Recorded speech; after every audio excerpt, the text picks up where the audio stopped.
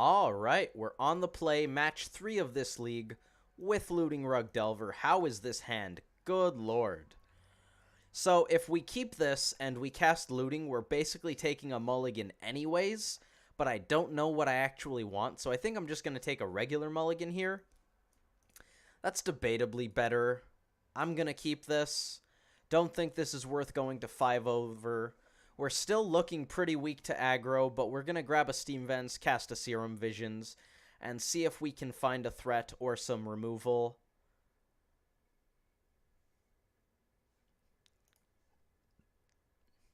Steam Vents. If I was digging for lands, I think I would keep that and just pass the turn. Leyline of Sanctity. All right. It's either an Enchantments deck, possibly a Bogles deck. Let's grab a Steam Vents. Cast this, find a threat. It's not looking like aggro, so we've got that going for us. Could be Ad Nauseam, perchance? Temple Garden means not Ad Nauseam. Green-white enchantments, green-white Bogles. Think we're just going to slam a Tarmogoyf here.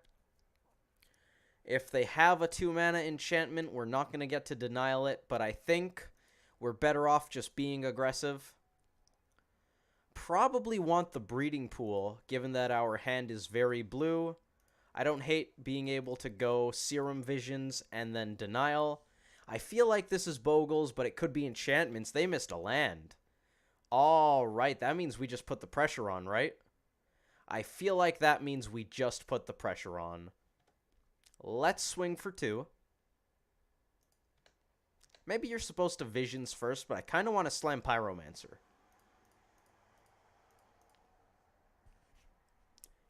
We could theoretically get punished by a path here, but that doesn't really even punish us. Second land, Temple Garden. What do you got, opponent? What will it be? Core, Spirit Dancer, Bogles, Mana Leak. Not bad. We're going to swing with the team, because if they want to trade with Pyromancer, I will just be extraordinarily happy. Actually, I might be inclined to Vapor Snag this very soon. I wonder if we should Vapor Snag it now. I feel like that's a no. I kind of want to let them draw their card. That way, I get to just let the enchantment go to the bin. It's still kind of a 1-for-1, because they lose the enchantment. We're going to let that happen.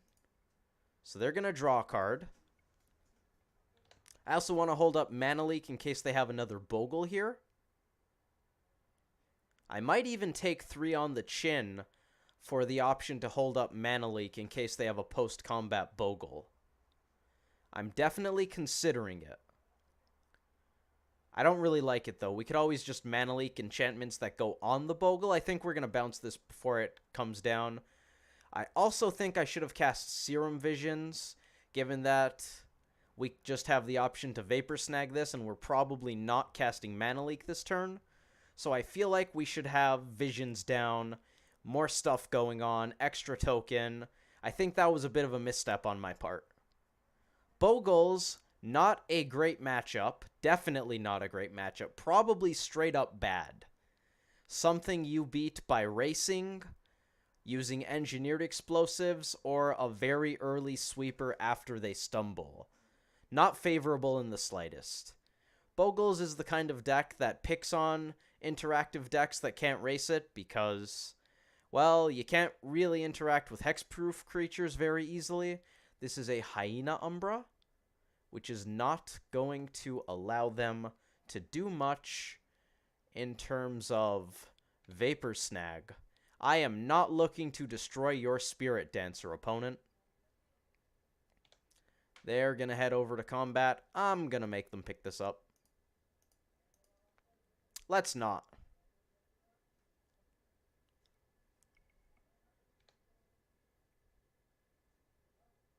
We're going to get rid of that. I like making them tap out here. That's something I like about letting them... Oh, and we made them discard a card. That feels good. That feels kind of good. I like making them tap out because it means they don't get a post-combat play. That means we can go Visions plus Mana Leak. That smells nice. We're in race mode, so I think I'm going to stick to one red source here. I don't mind not having Leak plus Denial up. Faithless Looting just finds us more cards. I don't mind not having Leak plus Denial because it's unlikely we're actually using both of those. We're going to be mana leaking something, and I don't think Denial's ever actually going to be cast on this particular turn because we mana leak their dude, and then they scooped because we made them play out their stuff and they lost on tempo. If we had Vapor Snagged the Spirit Dancer beforehand, it would be in play right now, and they could possibly suit it up with some lifelink. So I think the Vapor Snagging on their turn there was very good, letting them draw their cards anyways, that's fine. We're putting them behind on tempo. If I had another burn spell besides the one that I scryed to the bottom, I think there were actually two that I scryed to the bottom. If I had a burn spell in hand, you probably bounce the Spirit Dancer right away, they put it back down, you kill it, making them cast it twice, kind of using Vapor Snag as a remand. One that unfortunately doesn't draw you a card, but a remand nonetheless. I think the Vapor Snagging there was very good because we made them tap out there and be essentially a turn behind. I think I should have Serum Visions earlier to have the extra token in play and also have more mana up on that particular turn. We could have had Mana Leak plus Denial just in case we wanted it. Probably wouldn't have wanted it, but the option would have been there. Now, Anger of the Gods is probably way too slow. Pyroclasm and EE they have a pretty good chance of being too slow too, but you know what? They might work, and this is a might work kind of matchup. A chunk of the games you win against Bogles are the ones where the deck loses to itself because it couldn't find its combo of land, creature, enchantments, where it has too many creatures and they're all 1/1s, or it has too many enchantments and nothing to suit up, or it just has lands or no lands, that kind of thing. So I think we're just looking to beat them on the games where they stumble a bit. We're not beating Bogles when they're off to the races. That's a good way to lose. That's actually a way in which we're losing almost certainly. And I think Basilisk Collar is actually amazing here. This is going to be a Death Touch matchup. A lot of their creatures have first strike, so it's possible this just doesn't matter. The lifelink could also help us. It's another thing that might be too slow, but I think I like these. Vapor Snag's coming out, I think. It's not bad against Core Spirit Dancer. Neither's Dismember. Maybe I like Dismember less than Vapor Snag. I kind of like Vapor Snag. A number of burn spells are probably safe to cut. Probably even a lot of them. I think I'd rather have Vapor Snag.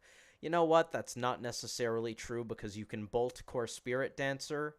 So I probably want a split between Core Spirit Dancer is small, let's kill it, and Core Spirit Dancer is big, let's bounce it. I think I'm going to roll with this. It's not necessarily great, but I think I didn't board in Destructive Revelry. That's a mistake. That is a pretty straight up mistake. We're going to mulligan this. Our opponent kept 7, which is pretty bad for us. Throw that Goyf on top. They didn't have a Leyline. That's not necessarily bad. They have a Bogle, namesake of the deck. And it's Ugly Mug. I think I want to hold up Stubborn Denial here, so that's what I'm going to do. Slowing them down by countering their turn 2 enchantment could be a huge deal.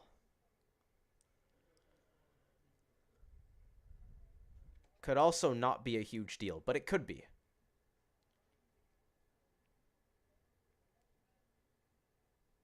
That's going to resolve because Denial is not Spell Pierce. And that one's going to get countered, which is actually fantastic because Rancor is a big pain to deal with once it resolves. Let's get a red source. And we're going to Denial that there. Probably just want to play out the Pyromancer. The Umbras make all of our sweeper effects pretty bad, but you know, most of our cards are kind of sort of bad anyways.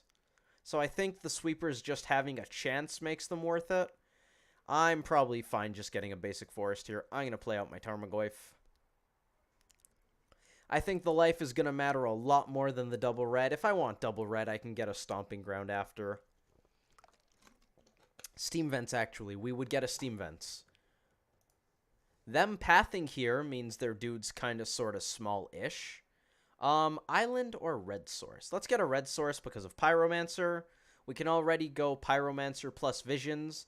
So this lets us go Pyromancer plus red spell. Pyromancer plus Delver is fine. I kind of like that. They didn't have a way to make this Bogle bigger, so I'm going to cast a Serum Visions here. If we play Pyromancer, we lose the Visions into out play, but I think that's fine since we can't really do much on that much mana anyways. I'm going to cast one of these Visions immediately. Spell Pierce, I kind of want to hold that up. I'm going to bottom this Delver, I think. Yeah, I think I want to find some interaction here. Do I want to bottom this Delver? This has reach. Let's bottom the Delver. I kind of want to hold up Spell Pierce. I'm going to hold up Spell Pierce. Getting to counter their next enchantment seems huge because they didn't play an enchantment that turn, which to me seems kind of bonkers. Core Spirit Dancer cannot be countered by Spell Pierce. They might swing. They didn't offer the trade. That's neat. That's not fantastic. We're not playing that immediately. Visions first. Sequencing is important. What do we get off this Visions? Bolt is great. Tarmogoyf I also like. I think we might be heading into race mode. I'm going to kill this Spirit Dancer immediately because I do not want my opponent to draw cards. I'm not going to play the Delver of Secrets because it doesn't look fantastic. Do I want to attack with Pyromancer? It lets us trade with the Umbra if they so choose. I don't know. I kind of like having this Pyromancer. I'm going to let this happen. Gonna let this stuff happen. 2 mana enchantment, please. Core Spirit Dancer. Drat. Alright, we're back at it. We're gonna untap and slam Tarmogoyf. Is this the part where we offer the trade? I feel like this is the part where we offer the trade. We have more clocks coming down, so this is probably okay if they want to trade Umbra for Pyromancer. They don't. We're gonna put more things that they can't trade with into play. I'm also gonna play out this land, I think, just because it offers us Delver Scry. It's not necessarily fantastic. We've already scryed some things to the bottom, and it makes looting a bit worse. We can't counter that. Are they just on a bunch of creatures? They might just be on a bunch of creatures. That makes these elementals a lot better. We also get to attack with Goyf with impunity. And them being low on lands means Spell Pierce is extraordinarily live. I'm going to draw that. Do I want to fetch? I feel like I probably don't. We get to offer the Aberration as a trade with the Bogle now, which I think is fine. Mana Leak, I love. Bottom this. We're going to hold on to that for looting. Do I just swing with all the elementals? They're going to start eating elementals, but I think that's actually just okay. Do I even want to attack with Pyromancer? It trades with Scout, which isn't great. If they didn't have these 1/1s, I'd be fine with trading with the Umbra. I think I just swing with these 5. Attack with all, not him. Do. One of these gets eaten by the Bogle if they don't want to trade Aberration with the Umbra, but I think that's okay. They want to chump like that, that's fine. They're taking 5, that's great for us. We have chump blockers, we can Spell Pierce, their evasion, and bigger enchantments. Alright, here comes Horizon Canopy. Right down Horizon Canopy lane. We get to Pierce Path. It's another Bogle, we're not countering. So this is the kind of game I'm talking about when I say sometimes Bogles just has way too many creatures. Look at their board. Mana Leak in addition to Pierce. Attack with all, not the Pyromancer. If 3 of those creatures were enchantments, and this was like an 8/8 lifelink, trample, vigilance, spirit link, their board would be terrifying. As is, we crush puny 1/1s. And they stumbled long enough that we get to counter their next 2 enchantments. They're at 6. What do we got? Daybreak Coronet. Been waiting on that one. Oh, how I've been waiting on that one. We're going to counter that immediately. They're going to draw a card. Our Bogles opponent did not draw well here. I'm going to cite that as the reason why we almost certainly won this game. I say almost certainly because I was speaking just prior to the concession. We did, in fact, win that game. That was fantastic. I personally enjoy playing Magic because there's a lot of back and forth. That's one of the reasons I like playing Delver. It's a very interactive but aggressive deck, and it's quite easy to interact with. So when you play against, say, a mid-range opponent, which mid-range is actually one of our worst matchups because they kill all of our creatures, we have a bunch of dead cards, and then they kill us. I actually very much enjoy playing against mid-range because it's a lot of, I play a dude, they play a dude, I kill their dude, they kill my dude, I try to counter their spell, they play some discard stuff. There's a lot of back and forth. We're interacting with each other. We're both trying to close out the game. We have to play around each other's bolts sometimes out of, say, Jund or Manlands. We have to play around on our side sometimes. It's a lot of fun. Bogles is not a fun deck to play against. Bogles is a fun deck to play against in the essence that I enjoy a challenge, I enjoy a puzzle, I like trying to figure out how to sequence my plays and play as best as I can and win as many games as I can. So this is an example of where I'm debatably on the edge of my seat against Bogles because I'm like, okay, if I do this, and this, and they end up drawing not these cards, we have a chance. So I'm going to try to squeak by the Bogles matchup as often as I can, and I enjoy that because I'm a bit of a spike. I don't enjoy the Bogles matchup in the fact that I play a threat, they play a threat I can't deal with. I play another threat, they make their threat massive, and now I can't really even block it because it has protection from creatures. I hold up a counter spell, they play a thing I have to counter, and then they make their dude even bigger, and now it has lifelink, and I have no hope in winning the game. Bogles is a non-interactive deck. They board in Path. I don't think they actually main deck Path. Personally, if I was on Bogles, I probably wouldn't play Path because you just want to... In Game 1, you just want to get the opponent dead because Path only hits creatures. So against decks where they don't have creatures, you don't want Path. So you may as well just have your linear game plan be as good as possible in Game 1. So personally, when I beat Bogles, I'm quite happy. Not only because I found one of the games in which I could squeak by and I managed to squeak by, but also there's a bit of, I don't want to say vengeance because I don't play against Bogles often, so I don't lose to it that often, but there's a sense of justice that I have when the theoretical good guys win and we vanquish the Bogle player. I'm sure plenty of you out there know what I mean. People feel this way about Tron all the time. Tron is the universal bad guy in 99% of matchups, and when you manage to beat Tron by the skin of your teeth, you feel great because the bad guys lost. That's how I feel against Bogles. I don't like playing against it in the essence that it's a non-interactive deck and the games aren't as fun. It's still fun because I enjoy playing Magic and I enjoy trying to find the right line, but it's not close to as fun as playing against another aggro control deck or a mid-range deck or even a combo deck. Combo isn't necessarily interactive. Storm isn't trying to interact with you. Grishelbrand isn't trying to interact with you. But those are decks that we can interact with a lot more easily than Bogles. Sure, they're spell-based decks, which a lot of decks actually have trouble interacting with, but I'm a blue mage. Counterspell, counterspell. I play this deck because I can interact with spell-based combo decks. So, there are linear decks that you can interact with by countering their spells and bolting their dudes, and then there are linear decks that let's just get rid of that. There are linear decks that hexproof are very difficult to interact with, even though in Game 1 they didn't have a hexproof creature, so we were able to bounce their only dude, and then in Game 2 they just drew extremely poorly, and we kind of sort of ran them over.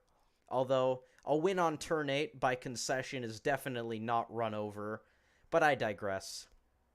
Bogles is a deck that's hard to interact with.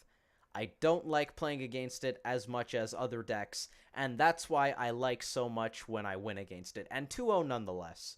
Once again, they drew very poorly, but I'm going to take this as a win. Thank you all for watching. I hope you enjoyed that video, and I hope to see you in the next one.